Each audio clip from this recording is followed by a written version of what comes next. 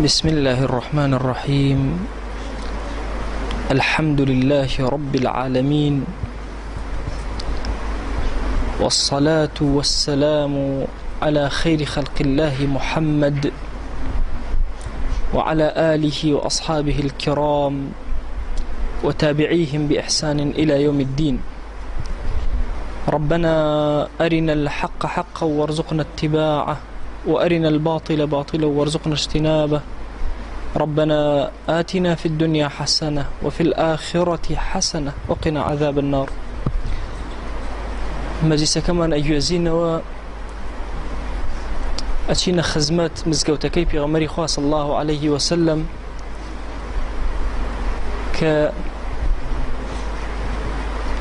كمجموعة لها ولاني بغمري خواه صلى الله عليه وسلم سريعا كردو بيكا وذكر رب العالمين أكن. پیغمبری خواه صلی الله علیه و سلم که یکیک لدرگاکانی لسر مزگوتا درگاکا زور بسریعی اکاتو برو مزگوت ده چاوی بناو مزگوتا اجره ام مجموعه گنجه ابینه که پیکا ودانشتون روی انتی اکاتو افرمه ما اجلسکم چی ویلیکن ایو لیرا دابنشن أوانج لولا ما أفرمون جلسنا نذكر الله يا رسول الله صلى الله عليه وسلم هاتون دانشتون ذكري خواكين هيج إشي كتير مانية بيغمري خوا صلى الله عليه وسلم سوينيان أداء كأيوة تنهاب ذكر دانشتون قالن والله يا رسول الله صلى الله عليه وسلم بس بو الذكر يا دانشتون هيج ما بس كتير مانية أفرمون من كسوين دان إني لم أسألكم تهمة لكم برسياري كليتان أكم تهمت بارتان ناكم كبو ذكري خوادانا نشتبن بلكو ولكن بلغني أن الله يباهي بكم الملائكة خبريان بيدام أقاداريان كردم للرواياتك فرمي جبرائيل هات بيوتم أو مجموعي لمزقوتا دانشتون لفلانش وينا كذكر ويادي رب العالمين أكن خواجل جاولنا وملائكة باسيان أكا أما دروازيك زور قورية وكسي إيمان دار كزمانكي دائما برذكر به بداخل علم للرجقاري أما دا استأجر كومالي لبيش شاوي أما بيننا بيش شاوي خوتا لنا ومزقوتا تشان قنجي كوبنا ولا سوشيكا بلن بابلن لا إله إلا الله لا أم ذكر بخيرين لو سيما بيان بلن مبتدعنا معنا شتيكي تازيان هنا قنجيك بناو بازار مدينة هواركا لزمان عمري كوري خطابة رضا ورحمة خوالي بي طبعا كألم بازار عمري كوري خطاب بين ربيش شاي وخود بازارك طواوي عدالته وطواوي رحم وسوزي تيابي هواركا بدن يبرز هو خلقينا يا معشر التجار يا معشر التجار تاجر كان خلق لنا لو قنجك شيء أيه هوارك على أبو هريرة شيء تبي أبو هريرة خلق للدوري كوبته كور الله أجاتن لنا شيء كنا بازار ميراتي في مرة خاصة بشكر لنا مزجوتا خلق كبا بلا هرهم بلا مرة دنبرو مزجوت أبي ميراتي في مرة خاصة شن بلانا وجورو به هريك يشتكي بركة كيان سير كان مزجوت شو الله كسيلينية لقرانا وأبو هريرة بين الله أي أبو هريرة خو حكما نبيني على حر هيش نبيني لمزقوته الله والله بس مجموعة خلق ما بيني جنج دان يشتبون على أي شيء أكل على ذكري خويا أكل على أول ميراتي في عمر خويا صلى الله عليه وسلم أي بو إيه ودان نشتل ميراتك بجدار بن في عمر خويا صلى الله عليه وسلم لفرمايشتك أفرمي ألا أدلكم بخير أعمالكم وأزكاها عند مليككم باشترين وشاكترين جورك عبادتان بيبلهم لكردوكانتانا كلا إخوة زور شيرين به وأرفعها في درجاتكم كزور درجاتي إيه وبرزكاتو وخير لكم من إنفاق الذهب والفضة زور باشتر به لبخشيني آلطون وزيو زور باشتر به لو وخير لكم من أن تلقوا عدوكم فتضربوا أعناقهم ويضربون أعناقهم زور باشتر بي لوي كبرانبر دجمن بوستن ايو بمالن بمليانا اوانج لقردني ايو بدن لو باشتر بي واتلا ميداني قتالوا برنقاربون او باشتر بي على أصحاب رسول الله صلى الله عليه وسلم دمو تشاويان قجوا فرميان بلى يا رسول الله أنا والله بيمان بليت شيئا فرمي ذكر الله تعالى ذكر إخوة جل جلاله أبو شوازي ابن تيمية رضا ورحمة إخوة إليه بأفرمي لدواي فرز كان هيج عمليك نية للا إخوة بأندازي ذكر قورب بويا علماء لدير زمانه وأكتباني كباسي ذكر يعني تيازور اهتمام يعني بيداو فرموي أنا بيع الدار واشتري الأذكار برم مالك بفرشه بس كتبك أذكار إمام النبي بكرة وفيري ذكر كان بتشون يا أخواني بتشي أكي الوابل الصيب الكلم الطيب الكلم الطيب هي ابن تيمية الوابل الصيب هي ابن القيمة تحفة الذاكرين هي إمام الشوكانية أما أنا هم كتبا كباسي ذكر كان كم ميداني كي زور قوريان كردوتو لباسي ذكرى كإنسان دلكي لقلي أنا بجي زماني بو ذكرانا ترو باراوكا إنجا أو كسفيو تلي زندو إما للنظري إما كسيك زندوه كبيت بخواتو أما لا عارف كان كي زندوه أو كسيك ضلي بذكر أخواته نجستي بيغمر إخوة صلى الله عليه وسلم أفرمي لا يزال لسانك رطبا بذكر الله بردوام زمان كدبة تربية بذكر إخوة علماء أفرموا رضا ورحمة الله ابن القيم لو ترتيباء أفرمي سيجور إما ذكر من هي ذكرك هي كزور أفضله أو الزماني إنسان لقد ضلي إنسان بيك وذكر إخوابك كاتك علي سبحان الله بزاني أم سبحان الله يعني شي ضلت هشيار به لو كاتا علي الحمد لله لو كاتا ضلت هشيار به لا إله إلا الله ضلت هشيار به أفرمي من برسترين رتبة أفرمي الرتبة لو كمتر أويا كسك الزماني نجولين بلام ضلي ذكر رب العالمين كا بدل كز أقايلنا بذكر رب العالمين كا بهزماني نجولين أما مرتبة دوما كمتر لو كزماني بجولين چونك أصل لذكرى خفاء شاردنا ونية أصل لذكرى علنو شاردنوي وكويك تضرعا وخيفة جاري بيشو عرزم كردن كخيفة يعني خائفا إنسان بترسى وقرنق أويك ذكر بك ابن تيمية لو خيفتنا أفرمي بو أخوة يقول صفتي خيفة ترسان لبال أنا ذكر دائني على جنك إنسان زور ممكنة كاتك وذكر زوري كل أخوي غرابة بويا كلمة خيفة يعني بخوفه وذكرك بزانك رب العالمين جوي لتويا أقاي ليتا شون ذكرك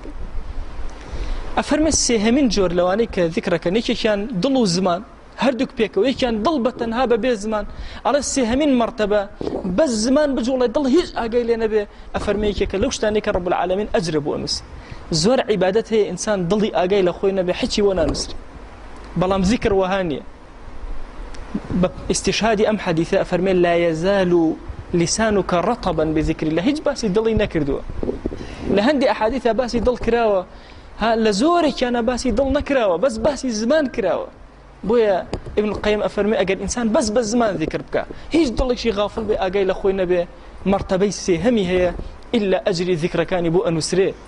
بلام أجري كي ديار زور كاملني وكو كسيك ضلي حاضر هرشي أعمال كردوي إما هي دي قدبا فرزكان بالذات بدوانا رب العالمين باسي ذكرك كاتي نيوجا كانت فإذا قضيتم الصلاة فاذكروا الله نيوجا كانت تنطوكر ذكري خوابكن قياما وقعودا وعلى جنوبكم ببيوة بدانشتنوا براكشانوا يان لكاتي جمعة أفرميشي فإذا قضيت الصلاة فانتشروا في الأرض وابتغوا من فضل الله واذكروا الله كثيرا لدواي جمعة بلاو بناو بسر زويا كاسبي خوتان بكن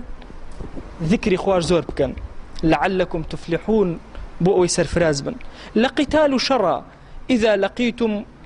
فئة فاثبتوا واذكروا الله ذكري خواب كان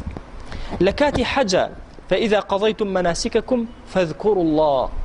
ذكري رب العالمين كان كاتي كوا مناسك كان تنطاوكر لكاتي حاجة زوريكت العبادة كان دي قد أدي باسي ذكر لدوايا وهاتوا بويا علماء أفرمون ابن الرجب حنبلي أفرمي أجر كسيك بێت و لە دوای هەموو نوێژەکان ذیکرەکان بخوێن لە دوای هەموو فەرزەکان ئیتر ئایا لە قیتالایە ئایا لە نوێژایە ئایا لە حەجایە لە هەر حاڵەتێکایە لە دوای جومعەیە ئەفەرمێ کاتێک کە ئەم ذیکرانەی خوێن لە کاتێک جلەکانی لەبەر کرد ذیکری خوێن کاتێکەوە جلەکانی دانا ذیکری خوێن خەوت ذیکری خوێن هەستا ذیکری خوێن چوە سەر ئاو ذیکری خوێن هاتە دەرەوە ذیکری خوێن دەست نوێژی کرد ذیکری خوێن هاتە ناو مزگەوت ذیکری خوێن چوە دەرەوە ذیکری خوێن لە ماڵەوە دەرچوو ذیکری خوێن چوە ماڵەوە ذیکری خوێن ئەفەرمێ لەو کەسانە حیساب بکرێ کە ذیکری ڕەب العالەمین زۆر زۆر ئەکەن ئەفەرمێ لەوانە حیساب ناکرێت کە ذیکرێکی کەم ئەکەن بە مەرجێ ئەمانە جێبەجێ بکە یەکێک لە عەظەمەتەکانی ئەم دینە ئەوەیە ئینسان ئەگەر لە بەیانی هەتا ئێوارە ئەم زمانەی نەوەستێ هێشتا ناتوانێت ئەوە جێبەجێکە کە پێغەمبەری خوا صلی الله علیه وسلم جێبەجێ کردو ئەدای کردو کە زۆر گرنگە کەسی ئیماندار ئەو زمانەی دائیمە پاک کات بێگرد کە ئەفەرمێ هەر کەسە بە پێی کار و کەسابەتی خۆی و عەیشی خۆی و خۆشەویستی خۆی قسە ئەکە بۆ نمونە ئەگەر کەسێک خەریکی بازرگانی بێ بچۆ لەگەڵ دانیشە باسی کاروباری اقتصادی بازرگانیت بۆ ئەکە کەسێکی عسکەری باسی عسکەریەتارێتی بۆ ئەکە کەسێکی فەقیر باسی هەژاران و نەدارانە بۆ ئەکە کەسێکی ئیداری باسی ئیدارەت بۆ ئەکە ئەفەرمێ کەسێکی خۆشەویستی خوش ذکری و یادی ڕەب العالەمین ئەکە چۆن ئەوانە هەمووی باسی ئیشەکانی خۆیان ئەکەن ئیشی ئەمیش بریتێ لەمە دڵی ئەم پەیوەستە بەمەوە کە زۆر گرنگە کەسی ئیماندار بزانێ یەکێک لەو شتانەی کە خەسڵەتانەی کە لە منافقە جیا ئەکاتەوە ابن القیم ئەفەرمێ یەکێک لەو شتانەی کە ڕاستەوخۆ لە خەڵکی منافقە جیا ئەکاتەوە کە ئەفەرمێ ئەعظەم فەوائیدی فائیدەکانی ذیکرە ئەوەیە کە لە نیفاق جیا ئەبیتەوە بە ذیکری زۆر وإذا قاموا إلى الصلاة قاموا كسالى يراؤون الناس ولا يذكرون الله إلا قليلا منافق ذكري كما كان بۆ ئەوەی لە قەیدی نیفاق دەرچی ذیکری زۆر کە ابن القیم ئەفەرمەیەکێک لە فائیدەکانی ذیکری زۆر وەلەو بە زمانیش بێ تۆ لەوە دەرئەچی لەوە بترسی کە منافقی عیبادەتێک هەیە کە فەوائیدی زۆر زۆرە هەندێک لە عولەما 100 فائیدەیان ژماردووە هەندێک 200یان ژماردووە کە ئیش ذیکرە ئەو فائیدەی ابن القیم کە باسم کرد لە نیفاق جیا ئەکاتەوە ئەو کەسە لەگەڵ 4 فائیدەی ترە لە خزمەت حەدیثێکی پێغەمبەری خوا صلی الله علیه وسلم ئەچمە خزمەتی ئەفەرمێ لا يقعدون قوما يذكرون الله تعالى إلا حفتهم الملائكة هیچ قومێک نین دانیشن ذکر و یادی رب العالمین کەن إلا مەلائکە دەورەیان ئەگرن واللهی برایانم یەقینتان هەبێ ئێستا ئەلێرە کە دانیشتوین مەلائکەتەکانی رب العالمین ئەوە دەورەیان داوی بە چاوی دڵ کەسی ئیماندار سێبەری باڵەکانی ئەوان ئەبینێ کە ئەبەو شێوازە دەورەی ئەو کەسانە ئەدەن کە ذیکری خوا ئەکەن 2 کەس 3 کەس 10 کەس 1000 کەس ئەم مزگەوتە ئێستا ئێمە لە نەزەری ئێمەڵێن ئەمەنە کەسی تایە بەڵام دڵنیا بن جێگە نابێتەوە ئەوەندە مەلائکە هاتوون گوێ ئەگرن نەک هەر لە ناو مزگەوتەکە لە حەدیثێکە ئەفەرمێ ئەچنە سەر یەکتر هەتا ئەگەنە ئاسمانی یەکەم لە ئاسمانی یەکەم ئەوە کەڵەکەیان کردو بەسەر یەکە ڕەب العالەمین ئەپرسێ ئەی عەبدەکان ئەوە چییە پەروەردگار تۆ خۆت چاکتر ئەزانی ئەوە قەومێکن لە ماڵەکەی تۆیە دانیشتون ذیکر و یادی تۆ ئەکەن ئەفەرمێ باشە منیان بینیوە ذیکر و یادی من ئەکەن والله تۆ خۆت چاکتر ئەزانی نا والله ئەڵێ ئەگەر من ببینن ئەم عەبدانە چی ئەکەن داوای چیم لێ ئەکەن خۆیان داوای بەهەشتت لێ ئەکەن ئەم عەبدانە بەهەشتیان بینیوە داوا ئەکەن خۆیان تۆ خۆت چاکتر ئەزانی نە والله ئەبێ بەهەشت ببینن چۆن داوام لێ بکەن ئەی پەنا بەچی ئەگرن پەنا ئەگرن لە ئاگر بیان پارێزی ئاگریان بینیوە پەروەردگار تۆ خۆت چاکتر ئەزانی نەخێر ئەگەر ئاگر ببینن ئەبێت چۆن بلاڵێنەوە بپارڕێنەوە بۆی پەنایان دەم لە ئاگر ئەی مەلائکە ئێوە بە شاهید بن ئەوە لە هەموو گوناهێکیان بورم ئەیان خەمە ناو بەهەشت لە دۆزەخ ڕزگاریان ئەکەم مەلائکە ئەڵێن یا ڕێی پەروەردگار تۆ خۆت چاکتر ئەزانی یەکێک لە عەبدەکان دڵی ساغ نییە لەبەر خاتی تۆ نەهاتووە ئەفەرمێن لەبەر خاتری ئەوانی تر ئەوە لە گوناهی ئەویش بورم ئەویش ئەخەمە ناو بەهەشت بە مەرجێ نەگەڕێتەوە سەرکردەوەکانی خۆی چەند گەورەیە مەجلیسێک کاتێک کە ئینسان دابنیشێ حفتهم الملائكة وغشيتهم الرحمة دووهەمین فائدە ئەوەیە ڕەحمەتی خوا بەسەر ئەو مەجلیسە ئەبارێ زۆر کات کەسی ئیماندار چۆن ئەبێ ڕابکە بە دوای پارە و سەرۆت و سامانە ئەمڕۆ ئێمە زۆر ماندوین بە دوای ژیانە هەموو بووین ئەمە زەمەنی کرێچێتیە هەمومان کرێچین دەوڵەمەند و هەژار هەمووی ڕائەکە فرێی کرێدان ناکەوێت کرێی سانایە ئاسیایە کرێی ئاوە کارەبایە ها سیارەیە حتا کۆتای قستە مەدەنیەتی ئەمڕۆ نەوڕەسی ئەفەرمێ مەدەنیەتێکی زۆر سەخیفە هەموو ئینسانەکانی کردو بە کرێچی گەورە و بچووکی وەزیر و پاشا و گەدا هەمووی پێکەوەمی کرێچی دیقەت بدە چەندێک ئاوا ڕائەکەی نەبێ ئەوە بە دوای ڕەحمی خۆیان ڕاکە ئەفەرمێ یەکێک لە پیاوچاکان گەڕا هەرچی حەدیثی پێغەمبەری خوا صلی الله علیه وسلم کە نووسا بوو ڕەحیم الله و ڕەحیم الله و هەمووی کۆ کردەوە ئەفەرمێ هەر هەمووی جێبەجێ کرد وتی بەڵکە لە یەکێکیانە فریای ڕەحمێ بکەوم خوا ڕەحمێکم پێ بکە مەجلیسەکانی ذکر غەشیەهم الرەحمە نەکرد ڕەحم بەسەریانە دەئەبارێ نانە دایان ئەپۆشێ غەشیەهم ڕەحمەتی خوا جەل جەلالوهو بەسەریانە ئەبارێ دایان ئەشارێ ونزلت عليهم السكينة ضليان آرام بي دقت بن همو خلق راكردني وشيه بس بوي ضلي آرام بي بخوا ضليشمان آرام نابي أشي تبردم تلفزيون ضل آرام بي نبخوا أشي تبازار وكسابتك ضل آرام بي نخير لما جيسي ذكرى إنسان ضلي آرام أبي هي من أبيته لما نهمو قورتر وذكرهم الله في من عنده خوا جل جلاله لەلای خۆی باسی ئێمەک ئەو کەسەی کەوا دائەنیشێ بۆ ذیکر ڕەب العالەمین ناوی ئەهێنە ناو تخوا ئێمە عەبدی گوناهکار جێگەی ئەوەین کە ڕەب العالەمین ناومان بێنێ تخوا بیرکەنەوە کەسێکی وەکو منی عاسی لە مەجلیسێکی ذیکرە کە دائەنیشێ ڕەب العالەمین ناوەکەی ئەهێنێت ناو فڵانی کوڕی فڵان ئەی مەلائیکە دانیشتۆ باسی من ئەکە چەند گەورەیە بۆ کەسی ئیماندار کە ئەمەی دەستگیر ئەبێ فەرمەیەکێک لە عاریفەکان پیانوت وتیان تۆ چی ئەڵێ ئەگەر لە ساحەی مەحشەرە ڕەب العالەمین وتی ئەی فڵان کوڕی فڵان وەرە بچۆرە ئاگرەوە وتی وەڵڵاهی ڕائەکەم ئەچمە ناو ئاگرەوە بەس ڕەب العالەمین ناوم بهێنێ لە عاستێکی مەحەبەت و شەوقێکی زۆر گەورە بۆ ڕەب العالەمین لە حەدیثێکە ئەفەرمێ ئەگەر عەبدەکەم لە نەفسی خۆیە ذکری کردم منیش بەنهێنی و پەنهانی ذکری ئەکەم وإذا ذكرني في ملأ ذكرته في ملأ خير منه أجر أولنا كملك ذكر يادي مني كر باسي مني كر من لملائك ذكر يادي أو كم لملائكي خوي باشتر لجماعتك خوي باشتر كملائكة أما نهم فائدة ذكرا ككسي إيمان دار خوي مشغول بذكره بخوي أم زمنك إيميتين زمنك همو كارو كردو وفكر وهوش وذهن من لقل دنيا تيكلو تخوا أي جنس كاتي كراكشة ويستبخوي دال غلي مدى ذكري خواب چەند شیرینە ئەو کاتێک کە لەسەر جێگەی خەوت لێ ناکەوێ